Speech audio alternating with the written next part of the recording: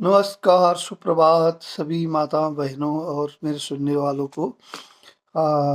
मैं जैसे पिछले कई दिनों से ये स्व-सहायता समूह के बारे में बता रहा हूँ क्योंकि ये गरीब तबके की महिलाएँ आर्थिक स्वावलंबन के लिए ये अपना कुछ करना चाहती है, अपना रोज़गार बनाना चाहती है।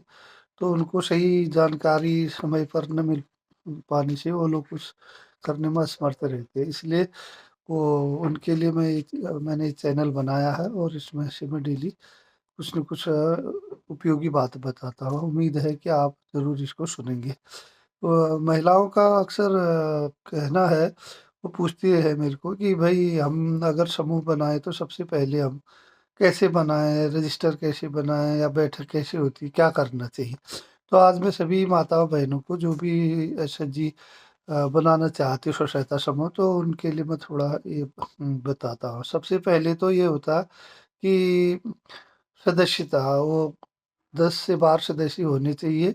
उसके लिए क्या सदस्यता का क्या वो है, ये 7 महिलाएँ गरीबी रेखा की हो और बाकी सामान्य या ऊपर गरीबी रेखा से ऊपर वाली हूँ और 18 साल से ऊपर हूँ और पढ़ा-लिखा कोई बहुत ज़रूरी नहीं, साक्षर हूँ नंबर 1। दूसरा जो है सभी महिलाएँ एक से विचार की हों और वो उन्नत करना चाहती हों, मेहनत करना चाहती हों, तो वो मिल कर के अपना जब वो बैठक के लिए वो एक जगह होती है इकट्ठा, तो वो अपने समूह के लिए बचत का अंश निर्धारण करें, कि दिनांक, समय और कितने रुपए प्रति सदस्य हम जमा करेंगे। क्योंकि ₹50, ₹100 महीना ऐसे करके प्रति सदस्य जमा करने के लिए वो एक अपना नियम बना लें सभी लोग मिल कर के। और दूसरा वो ये आपस में वो बात कर लें, चर्चा कर लें कि जो पदाधिकारी होंगे और जो उनका चयन करेंगे वो लोग अध्यक्ष, सचिव, कोषाध्यक्ष उनके क्या कर्तव्य होंगे और सदस्यों के क्या कर्तव्य होंगे। और तीसरा जो है वो बैठक की शर्तें, समय, दिन, विशेष बैठक ये वो बैठक में क्या-क्या बातें करी जाएँगी, फालतू इधर-उधर की बातें ना हो, रोज़गार संबंधी, स्वावलंबन संबंधी ये बातें हों और किस दिन होगा। महीने में कम से कम 1 बैठक रखें और कि वो एक तारीख नियत कर लें तो उसमें सबको जानकारी रहेगी और कब समय उनको बेहतर रहता है उनके घरों में काम से दिन में, शाम को, सुबह या रात को। और अगर कभी विशेष बैठक किसी परिस्थिति में बुलानी पड़ जाती है, तो उसके लिए क्या नियम हों वो अपना उसमें चर्चा करेंगे। दूसरा समूह का आर्थिक प्रबंधन। जब समूह में पैसा जमा होने लगेगा, ₹100-100 ₹50-50 जमा करके समूह का जो पैसा होगा, वो एक-दूसरे को जब ऋण देने के लिए, ज़रूरत के लिए करेंगे, तो उसका प्रबंधन कौन करेगा? जैसे कोषाध्यक्ष है, अध्यक्ष सचिव है, वो लोग क्या-क्या करेंगे, उनके क्या कर्तव्य होंगे? इस बारे में आपस से पहले ही वो सही ढंग से चर्चा करेंगे।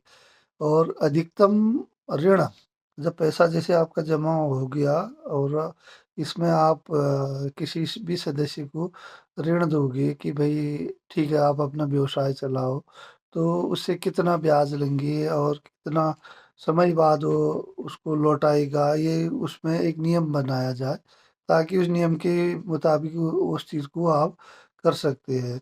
और समूह का जो बैंक अकाउंट होगा वो उसको कैसे उसका प्रबंधन किया जाएगा, क्योंकि संयुक्त हस्ताक्षर से ही उससे पैसे निकलते हैं, जैसे अध्यक्ष सचिव के संयुक्त हस्ताक्षर लगते हैं।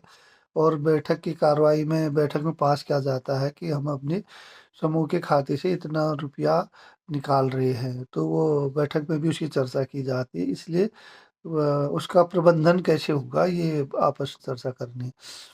दूसरा समूह का रजिस्टर जो होता है, एक बैठक में हमेशा बैठक लिखी जाती है, लिखित रूप में होता है, नियमावली बनानी चाहिए कि उसका रजिस्टर ठीक से रखें, कटे-फटे नहीं, इधर से है ना सँभाल के रखें, किसके पास रहेगा, उसका कौन लिखेगा, जो समूह में अच्छे से थोड़ा पढ़ा-लिखा सदस्य हो वो लिख सकता है।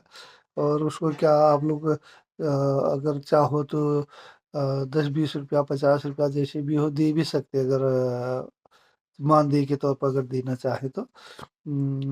उसके बाद जो है समूह का जो पासबुक है और वो किसके पास रहेगा, कौन रखेगा और व्यक्तिगत उसमें जो सदस्यों के लिए भी एक पासबुक बनाई जाती है। सभी सदस्यों के उसमें उसमें एंट्री किया जाता है कि इतना रुपया निकासी हो गया, इतना रुपया जमा हो गया। तो साथ ही जो है एक वो रजिस्टर में ही एक एक ऐसा बनाना चाहिए, ऋण रजिस्टर बोलते हैं उसमें।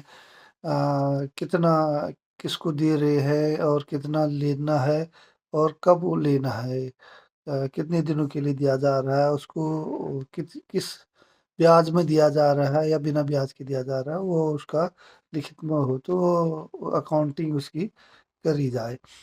दूसरा, सदस्यता का जो है नियम, कि भाई कब सदस्यता से बाहर किया जा सकता है, सदस्यता का रद्दीकरण कब किया जा सकता है, और वो चीज़ें भी आपस में चर्चा की जाती है। जैसे वो ज़्यादा मीटिंग में नहीं आ रहे हैं, खुद नहीं आना चाहते, कोई बीमारी हो, कोई कारण हो, तो उसके लिखित रूप में उसे लिया जाए या बहुमत से उसे निष्कासित करने के लिए उसका एक नियमावली बना ली जाए, है ना? और साथ ही साथ समूह के बैठक में आप लोग एक नियम बना लें और नियम होना चाहिए, दंड प्रक्रिया जो है।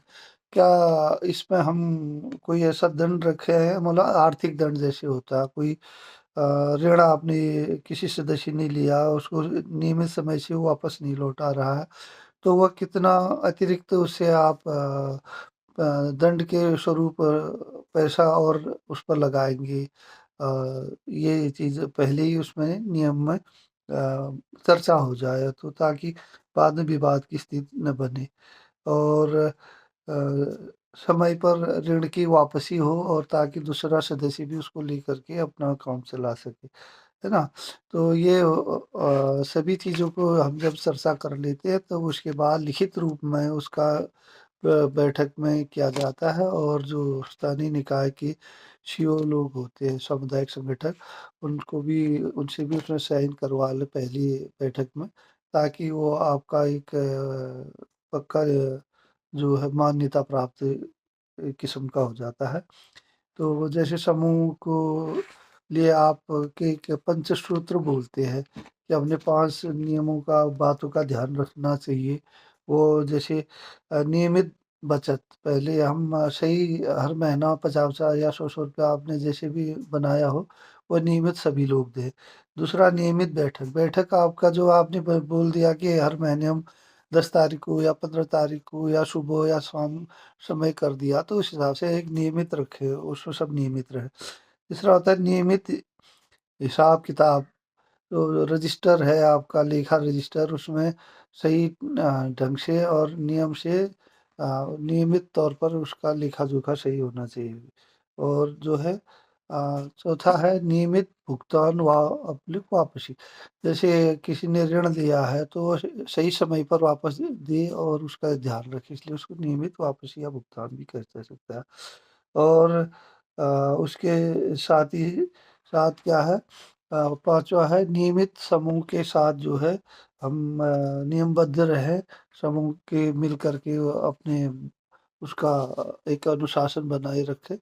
ये चीज़ें करने के बाद आपका एक समूह का गठन होता है और वो एक नियमित रूप से वैध है, और समूह सभी आपस में बहुमत से कोई भी उसमें और चीज़ें भी थोड़ा जोड़ सकती है।